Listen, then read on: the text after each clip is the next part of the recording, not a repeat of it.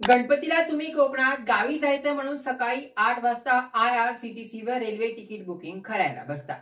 Book करताना तुम्हाला दिसतं की भरपूर सीट उपलब्ध आहेत, आपली सीट कन्फर्म होईलच हे पाहून तुम्ही अगदी खुश होता। पण साईट काहीशी स्लो चालत असते, कदाचित कधी कधी नेटवर्क स्लो असतं, तर कधी कधी अन्य टेक्निकल इश्यूज असतात। तुम्ही तुमचे सर्व डिटेल्स भरता आणि मग पेमेंट करायला जाता। यात अवघे 2 ते 3 मिनिटं निघून जातात आणि 8 वाजून 2 ते 3 मिनिटांनी तुम्हाला दिसतं की सगळ्या सीट बुक झाल्या आहेत आणि वेटिंग सुद्धा 400 ते 500च्या वर पोहोचलेली असते। आता तुम्ही म्हणाल, गणपतीसाठी कोकणात जाणारी लोक एकाच वेळी तिकीट बुक करणार, मग असंच होणार ना?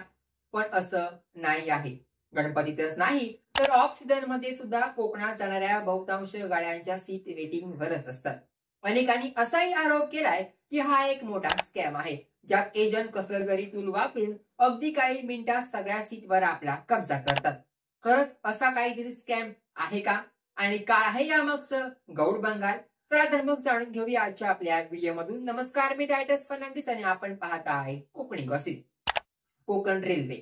कोकण रेल्वेने गणेशोत्सव, शिमग्यासारख्या सणांमध्ये लाखो चाकरमानी कोकणात आपल्या गावी जातात।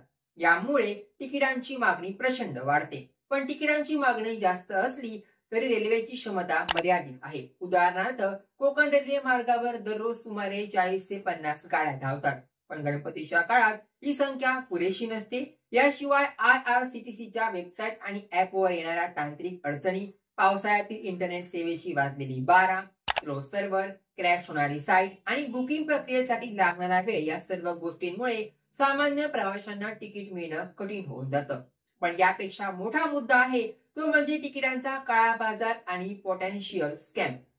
अनेक प्रवाशांचा आरोप आहे की एजंट्स आणि दलाल बॉट्स किंवा ऑटोमेटेड टूल वापरून तिकीट बुक करतात आणि त्यानंतर जास्त किमतीत विकतात। पण असं खरंच करता येतं का? असे काही टूल्स आहेत का? तर काही तज्ञांच्या मते हे एजंट्स ऑटोफिल सॉफ्टवेअर किंवा बॉट्स वापरतात आणि ते काही सेकंदात तिकीट बुक करू शकतात आणि करतात सुद्धा।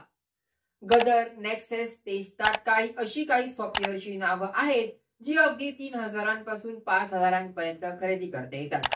हे आहे सर्वाधिक वापरलं जाणारं गदर नावाचं सॉफ्टवेअर, जे खास करून तात्काळ तिकीट बुक करण्यासाठी वापरलं जातं। आणि यातून तुम्ही एका वेळेला किती तिकीट बुक करू शकता? तर त्याचं उत्तर आहे अनलिमिटेड। आता हे काम कसं करतं ते बघू। रेल्वे तिकीट बुक करण्यासाठी एजंट्स आपल्या सिस्टीम मध्ये हे सॉफ्टवेअर इन्स्टॉल करतो। यात त्याला त्याचा IRCTC युजर नेम आणि पासवर्ड विचारला जातो। त्यानंतर एजंट पेमेंट सिस्टीम सिलेक्ट करून ठेवतो, जेणेकरून ऑटोमॅटिक पेमेंट होत जाईल। याशिवाय कोणता क्लास हवा, कोणता हवा आणि अजून काही डिटेल्स सुद्धा आधीच भरून ठेवली जाते। आणि या सर्वात शॉकिंग गोष्ट म्हणजे OTP बायपास होतो। एकदा का OTP बायपास झाला की विदाउट OTP सरळ तिकीट बुक होतं। आणि हो, या सॉफ्टवेअर मधून 100% कन्फर्म तिकीटच बुक होतं। याचा अर्थ अनेक प्रवासी जो आरोप करतात की एजंट्स तिकिटांवर डल्ला मारतात, तो 99.9% खरा आहे। असे सॉफ्टवेअर अगदी स्वस्तात मिळत असल्यानं कोणीही त्याचा वापर करू शकतो। म्हणजे बेसिकली एखादा सामान्य प्रवासी तिकीट बुक करण्यासाठी जी प्रोसेस करतो, त्या प्रोसेस मध्ये हे सॉफ्टवेअर अनलिमिटेड तिकीट एका झटक्यात बुक करून देतात। यावरून हे दिसून येतं की IRCTC वेबसाईट सिक्युरिटी इतकी तकलादू आहे की असे बोगस सॉफ्टवेअर सहज सोप्या पद्धतीने अँटीबॉट सिस्टीमला मॅन्युप्युलेट करू शकतात आणि करतात सुद्धा।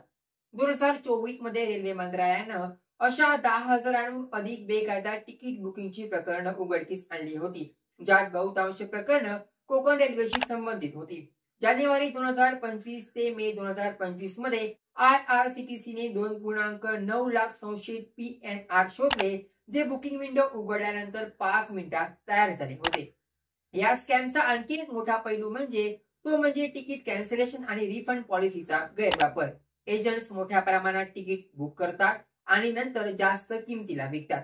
उदाहरणार्थ, रिअल मँगो आणि काउंटर V2 सारख्या सॉफ्टवेअरचा वापर करून एजंट तात्काळ तिकीट बुक करतात आणि नंतर रेल्वे प्रवाशांना 500 ते 1500 रुपयांना विकतात आणि वर कमिशन सुद्धा घेतात। आणि एखादं तिकीट विकलं गेलं नाही तर ते तिकीट कॅन्सल करून रिफंड सुद्धा घेतात, ज्यामुळे वेटिंग लिस्ट वाढत राहतं। एका स्वतंत्र संशोधनानुसार कोकण रेल्वेच्या तिकिटांचा 20 ते 30% हिस्सा हा काळ्या बाजारात विकला गेला आहे, ज्यामुळे कोकण रेल्वेला 50 कोटींहून अधिक नुकसान सहन करावं लागतं. रेल्वे मंत्रालयानं यावर उपाययोजना करण्यासाठी काहीच केलं नाही आहे का, असा प्रश्न आपल्याला सहज पडतो. पण तसं नाही आहे. त्यांनी प्रयत्न केले, पण ते अजूनही पूर्णपणे यशस्वी ठरले नाही. असाच एक प्रयत्न म्हणजे 1 जुलै 2025 पासून तात्काळ तिकीट बुक करण्यासाठी केवायसी अनिवार्य केलं आहे, ज्यामुळे ऑनलाईन तिकीट बुक करताना संबंधित प्रवाशाच्या आधार कार्डशी कनेक्टेड मोबाईल नंबरला ओटीपी येईल आणि त्यानंतर तिकीट बुक करता येईल. त्यामुळे बॉटचा कमीत कमी वापर होईल असा दावा केला जातोय. पण आपण जर पाहिलं तर असं तक्रारदूत सॉफ्टवेअर ओटीपी सुद्धा बायपास करू शकतात. त्यामुळे या नियमावलीचा किती फायदा होतो हे येणाऱ्या काळातच समजेल, हे मात्र नक्की.